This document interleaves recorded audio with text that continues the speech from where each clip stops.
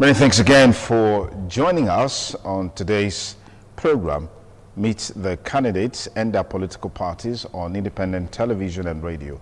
The program, as you know, is designed to showcase political parties, their chieftains and what have you in the build-up to the Edo State governorship election and focusing on the key issues of discussion.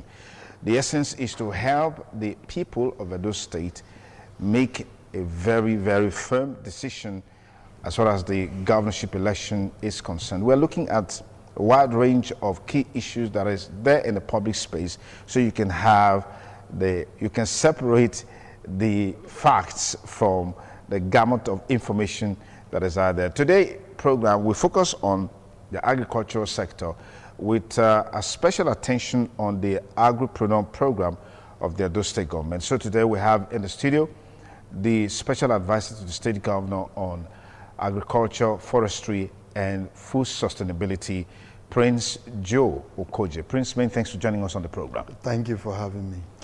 Give us an overview of the agricultural policy initiative of the present administration under Governor Godwin Obaseki. Okay. Well, thanks for having me again. When the governor came on board in 2016, he, being the visionary leader, he soon concluded that the best way he can create wealth, employment, and also encourage our women and teeming youth to be productive citizens of the state is through agriculture.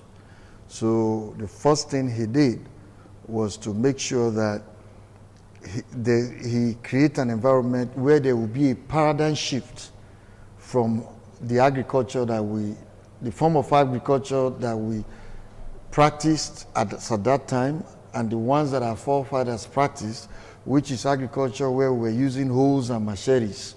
He wanted a paradigm shift from that kind of practice to a system where we have our production mechanized from crane to cradle. So what he did was he identified areas where government had lands, places like Sobe, Ekpoma, Usugbenu, and cleared those lands. Those lands have been available since the 60s and the late 50s when we were under the Western region, when Chief Obafemi Awolowo was our Prime Minister or the Premier of the Western region. And these farm settlements were developed as at that time. But over time, successive governments abandoned these farm settlements and they were not developed like they should have. Okay. So, but when the governor came on board, he first of all, in 2017, cleared those lands. Like in Sobe, he cleared 1,000 hectares. In Ekpoma, he cleared 800 hectares. And in Usugbenu, he cleared 180 hectares. So the goal was to make sure that we now have farm fields where we can practice agriculture, where the practice from crane to cradle is purely mechanized. What is the state of these farms? I mean, 3 years down the road, 3 years going to 4 years down the road, what is the state of these farms? All right. Well, in 2017, what the government then did was to do pilots across all of these fields and even added more. He did a pilot in Sobe of using Fadama funds, which is a grant from the World Bank. He did a pilot of 100 hectares in Sobe, 100 hectares of maize in Sobe, 100 hectares in Usugbenu, and he did 100 hectares of rice in Ilushi. Aganebude, he did 100 hectares, and in Warake, he did 40 hectares. That was because in Warake, it was all flat land and it wasn't off the river bank. Okay. And he also did 100 hectares in 200 hectares in Igwarahi and Igwomo. All of these were pilots. He aggregated farmers, gave each farmer one hectare each, and gave them funding through the Fadama to produce, and these farmers got to keep whatever it is that they produced, and the profits, the sales from the proceeds from the sales, and also their profits. But the following year, which was 2018, the whole goal, the reason we did all of those pilots, was to test the species of grains that we're about to grow. We picked about 5 main crops to grow in Edo State. One, maize, rice, soybeans, and cassava. Those are the cash crop. And the 3 crop that we chose is oil palm. Okay. So I'm not sure if you are familiar with our ESOP, Edo State Oil Palm Program, yeah, where the governor over the next 5 years is planning to put 250 hectares of land under cultivation. Okay. And in that program, the CBN has committed to funding up to 75% of the investment required to the would-be investors in that program. Okay. Our pilot, our first phase is going to be in Urumo, in Urunigbe area, where the governor has approved that we put 51,000 hectares of land under cultivation. And those lands have been allocated to foreign investors like Simdabi, Files, Saru Flour Mill, each of them getting about 25 hectares, 5,000 hectares in the first tranche. Okay. However, there's a second phase of allocation where they will get another, peradventure, they produce along their production plan and they follow the timeline. Yeah. They will get the next 5,000 hectares to them. So in all of that, in all, they are going to get about 10,000 hectares. So there are about 5 investors that are investing in that field. And the total amount investment required for that particular production is 91.3 billion. And the CBN approved that, committed to funding up to 75%. Peradventure, that the would-be investor will show proof of funds up to 25%.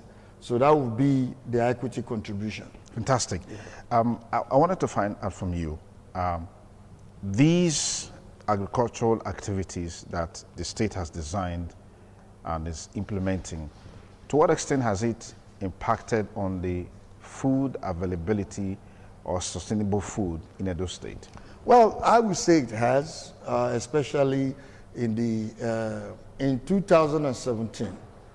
Most of the rice that the government gave to people for Christmas as gift were rice that we produced in Ilushi. Okay.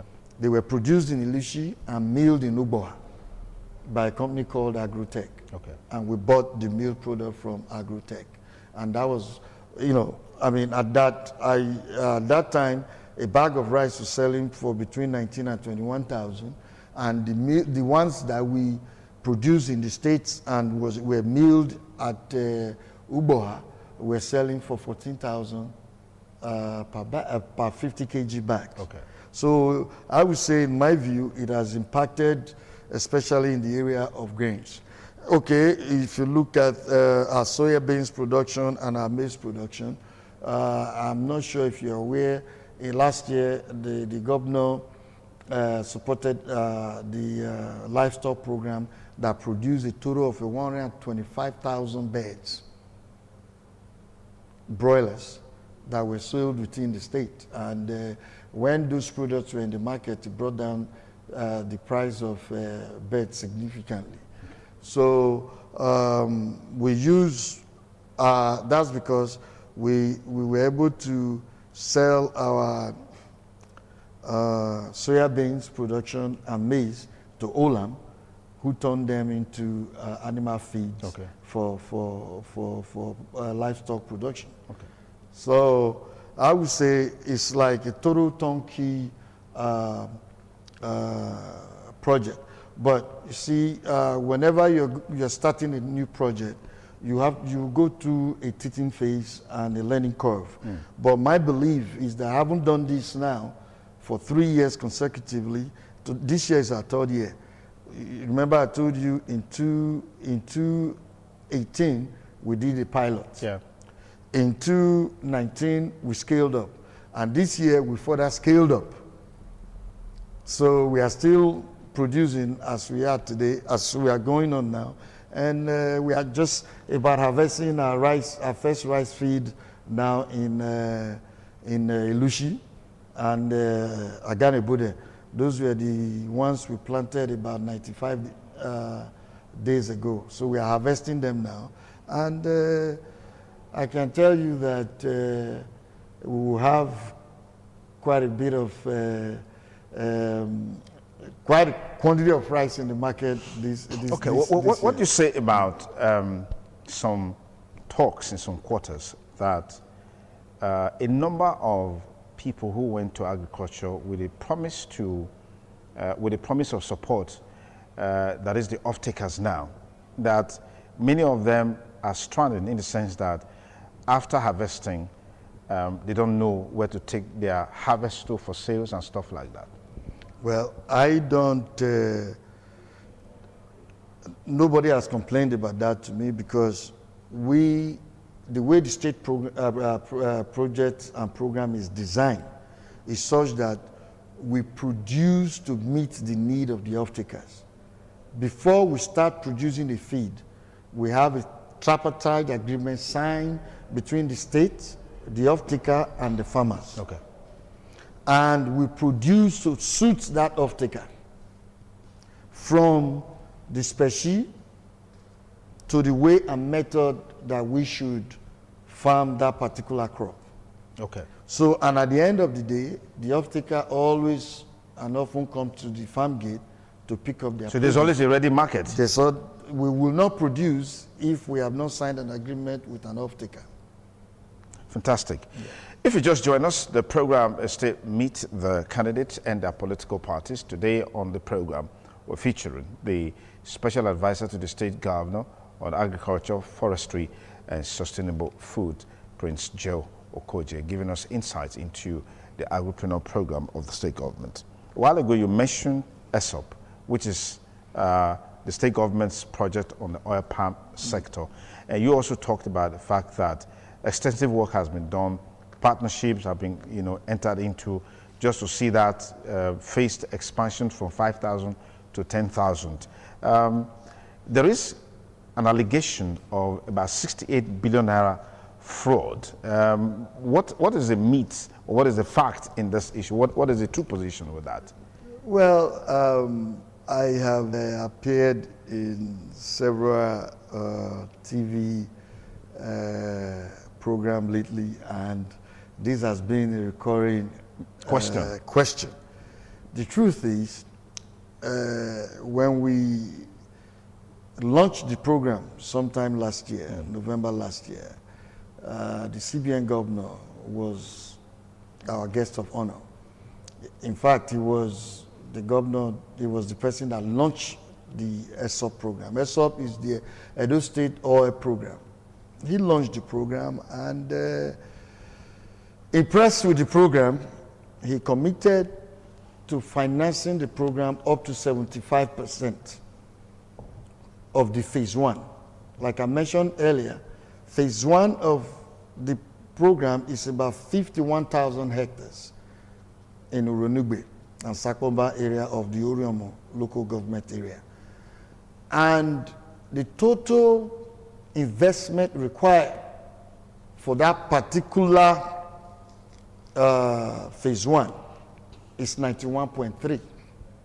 So the CBN governor posited that all the investors, all the would-be investors, any of them that meets the criteria to participate in that window, criteria being that they have met the state requirement and they now have they have gotten allocation, and they now have what it takes to go to the CBN to look for funds for production. All they would have to do on their side is demonstrate that they have proof of funds to have as their own equity in the investment up to 25%. He will finance them 75%. That 75% came to 68.9 billion. That money does not come into the state coffers.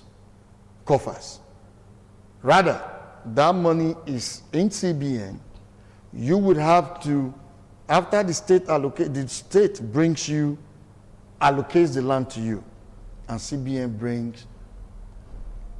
brings the capital that is required for the investment. As you will agree with me, land without money is useless, and money without land is useless. The state government is only participating to the extent that they will give you a land that is unencumbered. Once we go through, we have a guideline. At the end of the guideline, when we have vetted you and we have agreed that you've met our requirement and we are going to allocate a plot of land to you, you have to give us a production plan. And that production plan we have to agree on before we give you an allocation for the land, and you will now go to the CBN to secure your loan for production. So that money is not in any way in the coffers of the government, and there is no way the government can embezzle what is not in their coffers. Fantastic. These people that you talked about, are they local investors or foreign investors? We have 3 local investors: Dufil, Flour Mill, and Saru. Then we have 2 international investors that are bringing FDI. They are bringing FDI, foreign direct investment. FIOS and Simdabi. FIOS is out of Sacramento in California, and Simdabi is in Kuala Lumpur, Malaysia. What is the justification of the 68 billion naira, which is domiciled in CBN, as a loan that these investors would have to access? What is the justification for it, against the background that these are private investors and they're supposed to come with their own money? The state government has already given a head start by providing lands for them. The governor of the CBN started an oil palm program, just like he did with the cotton and the rubber industry. So in his quest to redirect an energy towards a diversified economy, he thought it wise that it will be easier for us to get to that point if we encourage investors by giving them resources with the understanding that they have their own equity contribution. So it's all part of encouraging people to shift from relying on oil into a more diversified economy that is hung on the toga of agriculture. And if you must do that, you require funds, and investors don't have all the funds in the world that is required for actual production. So to help them and give a boost to that industry, he has decided to fund them up to 75% at 5% interest rate. Is this based on MOUs? I am not sure they have MOU with the CBN. So, it's a CBN program that they are going to. There's a funding window within the CBN to fund the oil palm sector, and they are going to be taking advantage of that funding window. Fantastic. There's been a nagging problem as it relates to multinational oil companies that are in the agricultural sector, particularly as it relates to the oil palm. I don't want to mention names here.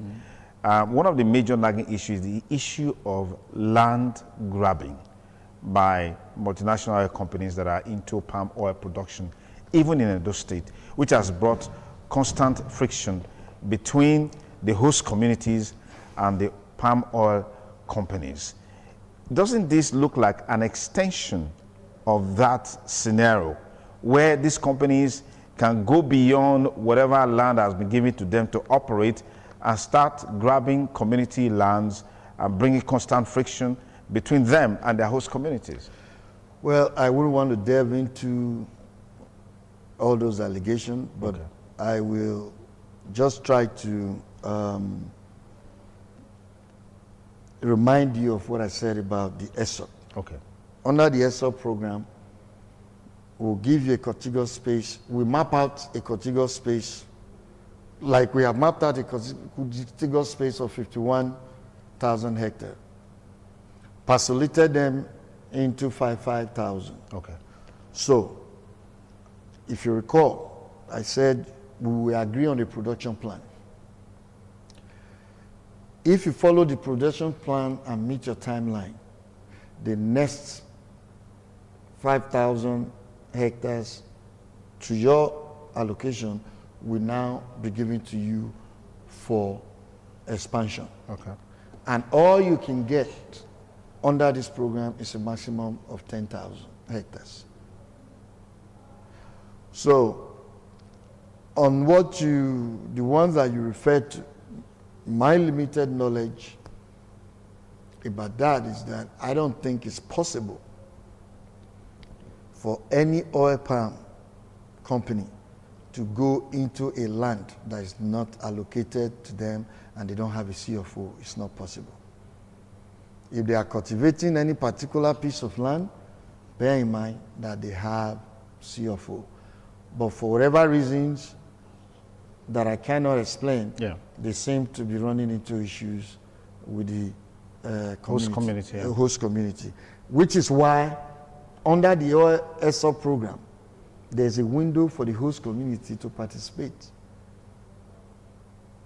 And that's why before we allocate to investors, we first of all do what is called FPIC, free, prior, and informed consent, where there was a lot of community engagement and a lot of ground truthing to make sure that whatever it is that we are allocating is unencumbered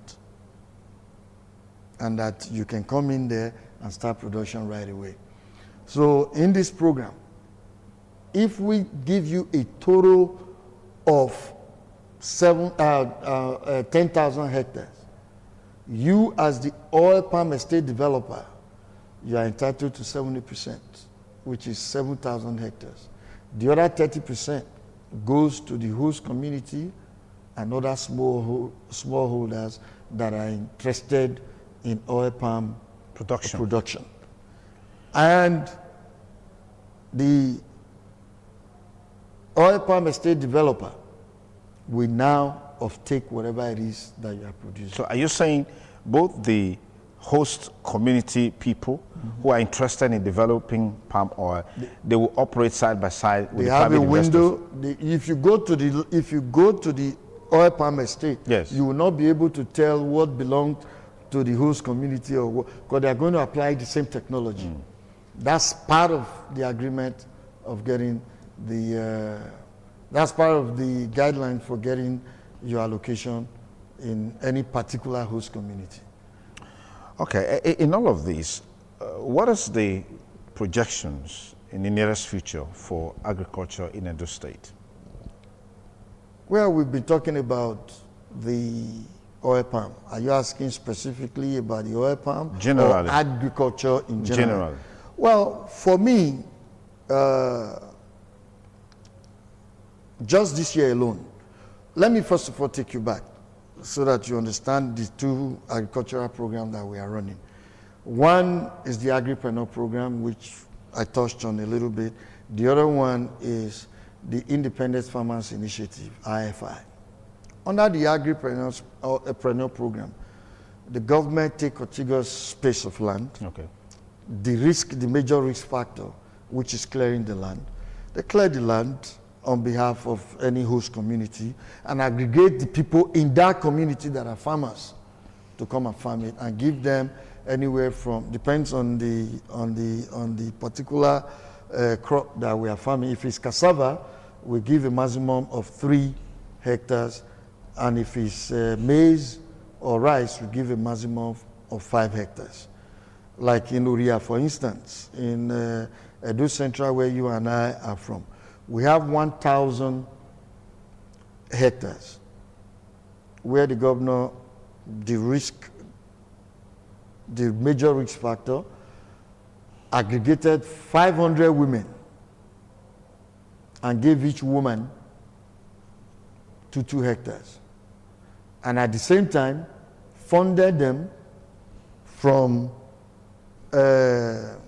mechanization all the way to harvesting.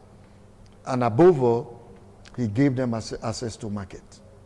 So that's they're currently under production. In Udo, he did the same thing, took 300 hectares, but this one was a mixed, both men and women and youth. In Ubiaja, where we used to have the Ubiaja cattle run, the same thing.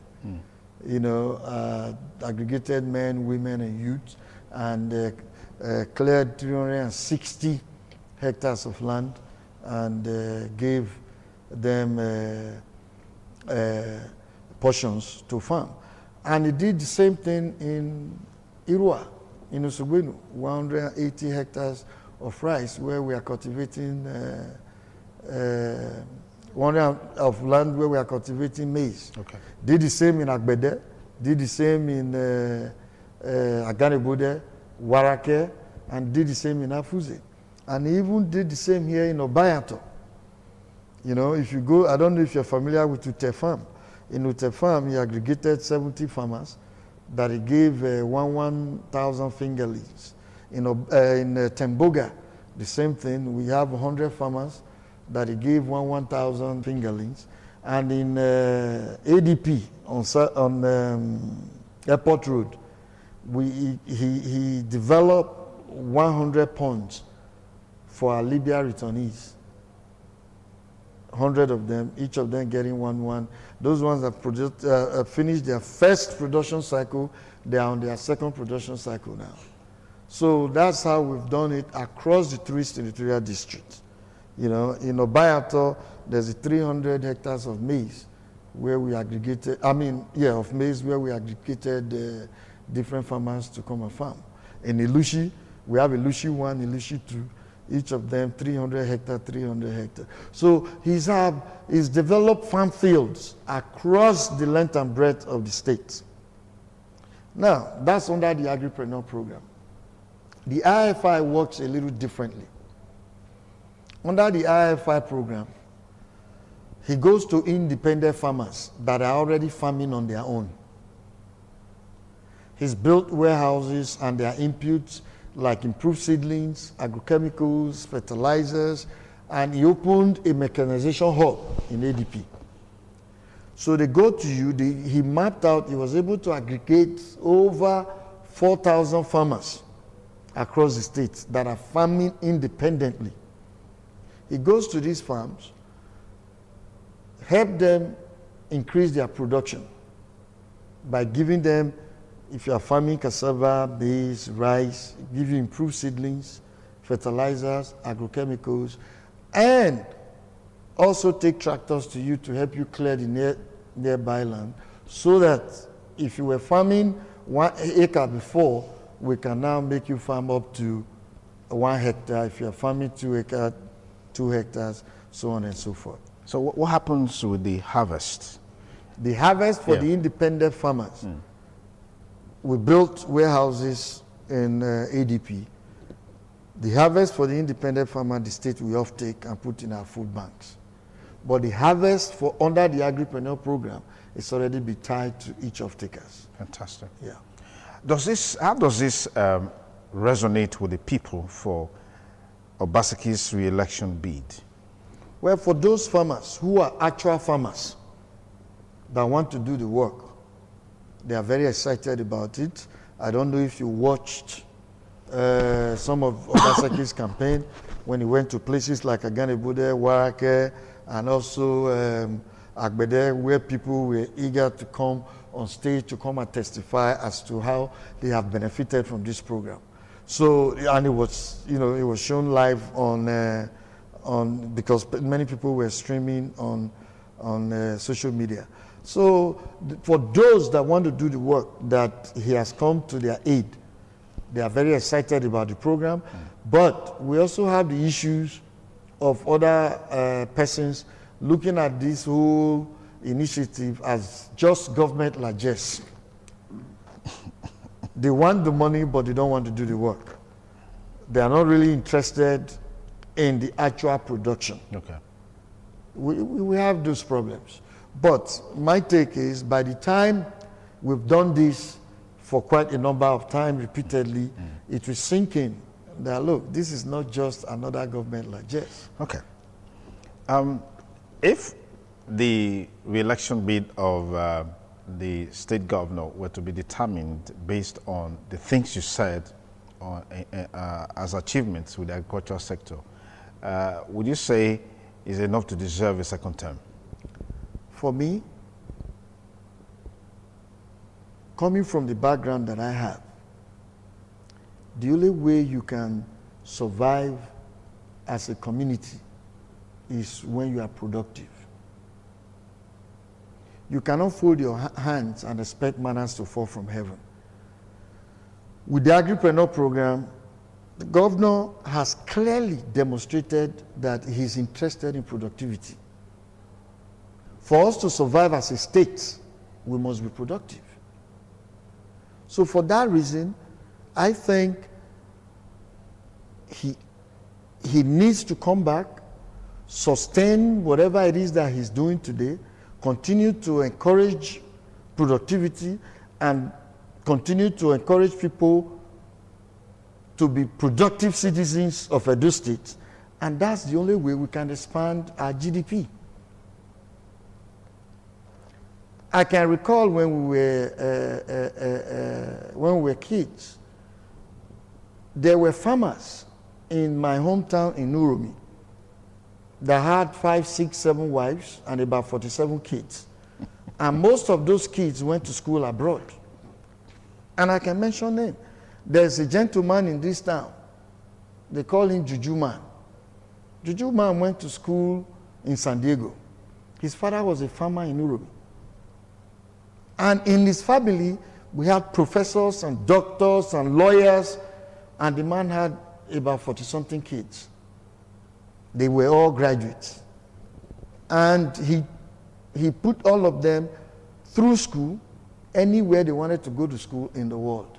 And he was able to pay from Uromi, from his farming activities. But when we discovered oil, that became a thing of the past. So anything that will encourage us to go back and begin to till our lands, for me, should be encouraged. Okay. We'll open our studio line so we can get some contributions to our viewers and listeners. 052-290-573. You have the number on the screen. You can also send a WhatsApp message to 070-6710-7477. You see those two numbers on the screen. In a short while, those calls will be coming in. Please make your contribution as brief as possible and as simple as possible, just so we can accommodate many more people in this discussion on Edo State Government agricultural policy as part of our conversations on Edo State Governorship Election 2020, reaching you live on independent television and radio. And our guest is the Special Advisor to the State Governor on Agriculture, Forestry, and Food Sustainability, Prince Joe Okojie. Now, you said a while ago that all of this justifies the re-election bid.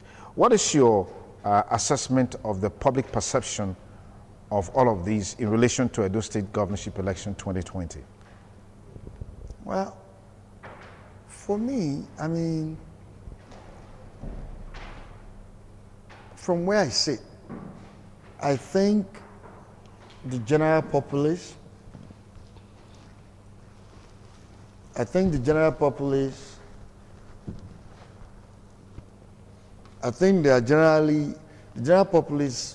in my view, are happy with the governor. Okay. But I don't think most of the political class, especially those in opposition, are that happy with him, because he, in my view, he's doing something different, okay, which is something that they are not used to. Okay. But you would agree with me, like Einstein once said, that it's only an insane man that will continue to do one thing over and over the same way and expect a different result. Okay, we'll have our first call. Hello, good evening. What's your name? Yeah, good evening, Africa. Yes, what's your name? My name is Okojie, popularly known as Open Secret, aka the radio professor and the IFA ambassador to the whole world. Open Secret, please go ahead with your contribution. Thank you very much. I think the subject of discussion this afternoon is about food. Yes. And food is all about survival, because no matter the situation, whether coronavirus or what have you, economy hardship or fuel increase, man must work. So that's why I also want to use the opportunity, because I told you that I'm an academia. I'm also a farmer. Okay. And this administration, God with Obaseki administration, make us to remember farm like Professor Ambusa. Okay, we lost that call from. Okay, yeah, go on. Yes, go on. Yes. So very recently now, through the Ministry of Agriculture and the ADP in the airport road, I just registered to collect seedlings now that I'm going to plant. So if you go to that place, you see different people from different local government with trucks coming to collect farm seedlings and the maize and rice.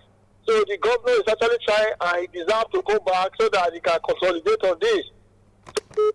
All right, thank you for your call, Open Secret. We'll have our next caller on. Hello, caller. Good evening. What's your name? Good morning. Hello. Good evening. Good evening. What's your name? My name is calling for Benin. Igodao calling from Benin. Go ahead. Yes. Concerning agriculture, yes, go ahead. Hello? Concerning agriculture, go ahead with your contribution. The agriculture that I want to use to criticize, give a passport to our governor. I want that man to change it, because it's not that agriculture that is mentioned in that place. I didn't quite get the point you were trying to make, but hope you can call us back and talk to us so we can understand what you were trying to say. Hello, good evening, caller. What's your name? Good evening.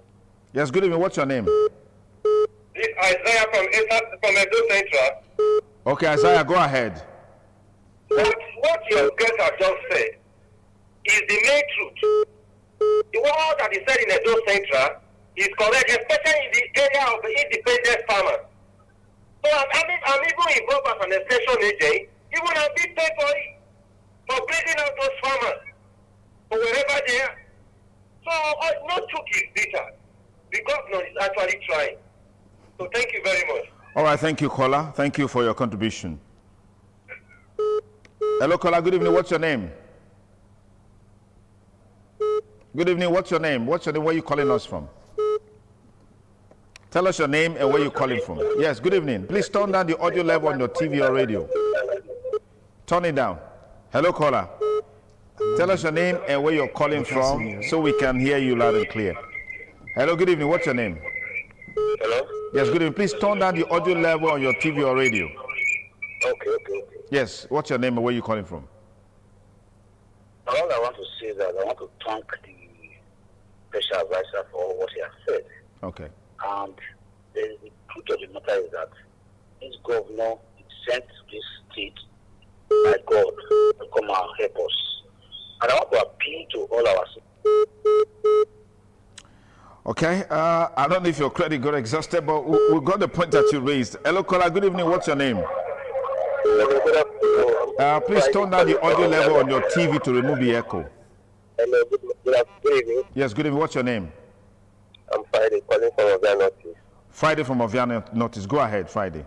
Yeah, I want to thank the special advisor to Godwin Obaseki on the program on agriculture, which he has explained so far. I give them kudos. Okay. But one thing I want to say is that how can other farmers get this same breed which they are saying about, this same breed which they are saying about? Because we also, it doesn't mean that it must be those host communities that we benefit. We outside those communities in Edo State generally that are interested, because we know that agriculture really is the base and is the power of any country. Okay. You understand? And I thank God in Obaseki for what he has doing. I give him kudos and I thank him. He should do more, and he should let this same seed spread all over the state. Thank you, caller. Thank you for your contribution. Hello, caller. Good evening. Please turn down the audio level. To remove the echo, turn down the audio level. Yes. Yes. What's your name? Yeah, good evening. Good evening. What's your name? My name is Example. Example. Where are you calling from? From Okay. Go ahead, please. I really want to appreciate the SA. I've been watching, and I have the way he did all his presentation. And from what we have been hearing so far, people have been saying this is camp. But I really want to appreciate him. From the way he did his presentation, without papers, without looking at any book or something, he was speaking from the heart. And that is true. So I want to appreciate him and the governor. All right. Thank you. Just two more calls. I will call it a wrap. Hello, caller. Good evening. What's your name? Please turn down the audio level on your TV or radio to remove the echo. Turn it down. Hello. Yes. Good evening. What's your name? Good evening. Yes. What's your name? This is Faziti. Yes. Go ahead. I wanted to ask Go ahead with the question. Go ahead with the question. I want to ask you, which really articulate? Because the one I'm not articulate. Hello? We're listening to you. The one I'm not articulate. The only gravy they didn't touch that place till now. It was last week here they brought 5 bags of rice that they say you plant. Is it this time they are planting rice? Up here, Igwareachi. Hello? Is it at Igwareachi? Hello? Hello. Is it at Igwareachi? Hello? We have to take you out because we couldn't really make sense of what you were saying. And we're out of time. Hello, caller. Good evening. What's your name? This is Mr. Zion. Okay. I want to really appreciate the effort of the governor. He has spoken well. I want to say this is the best governor so far. Two people should vote for him so he can make the state move forward. We don't need any business against this governor. Thank you and God bless you. Thank you for your call. Our last call is what we're taking now. Hello, caller. Good evening. What's your name? Good evening. My name is Odipo from Mehoki. Go ahead, please. What I want to say is that the government of Nigeria, federal government, should in 2023 appeal to Government Obaseki to test for president so that he can change this country for us. Let's wait for that. He's doing wonderfully well for this country. All right, thank you. He has all it takes to fix this nation. I'm telling you. And look at the gentleman that is representing him there. He knows how to pick people. That man is a colossus, and he has, in fact, what are they called, an Eggman, and the man is wonderful. All right, our time is up. Thank you for thank you for your contribution. Now, we'll take a last comment from you. Someone was raising the issue somewhere at Igwaraki that 5 bags of rice were brought for planting. I was wondering if is this time such a thing is supposed to be brought. I didn't quite get because it wasn't really clear. We're really pressing for that. But what's your final word, your parting words? Well, to answer his question, I don't know what he's talking about. Igwamo, right by the Ovia River, the governor cleared about 300 hectares that we are farming. Okay. We farmed it, except that this farming season, the two community came and said they own it. There's been a dispute. Okay. So we didn't get to farm it this year. Okay. So okay. we didn't farm it this year. Okay. For me, I would encourage those of us that have not been participating in agriculture to show interest. Okay, all right. Yeah. That's our program for today. In the days ahead, before the week runs out, before the election day, we'll have many more of such interviews. In case you're interested, please visit our commercial department, Glasshouse Airport Road, or you can call the producer on the number, and then let's talk, and then we'll have you on the program. I want to say thanks to Prince Joe Okojie, Special Advisor to the State Governor on Agriculture, Forestry, and Sustainable Food, for finding time to be part of us on the program today. Well, I want to say big thanks to all our crew members. Unfortunately, the messages that came, we don't have the time to attend to them, but we just want to thank you for being a part of the program. Have a great day ahead. Bye for now. The Edo State governorship election is here, and in keeping with tradition of showcasing the candidates, the party manifestos, and key action plans, Independent Television and Radio presents Meet the Candidates and their Political Parties. This program affords you, the electorate, the opportunity to hear directly from the candidates contesting in the Edo State governorship election come September 19th, 2020, when their fate will be decided by you, their party chieftains, or a representative of their campaign councils. Find out who the candidates are, their history, their pedigree, achievements, and the content of their party manifestos on Meet the Candidates and their Political Parties on ITV Radio Live from now till September 17th, 2020, 4 p.m. daily, Mondays to Fridays. This program will herald the much anticipated ITV Radio Edo 2020 political debate in September. For participation and further inquiries, please call the producer. Meet the candidate on ITV Radio on 0708 365 4889. Meet the candidates and their political parties on ITV Radio, helping the electorate to make the best choice in Edo 2020.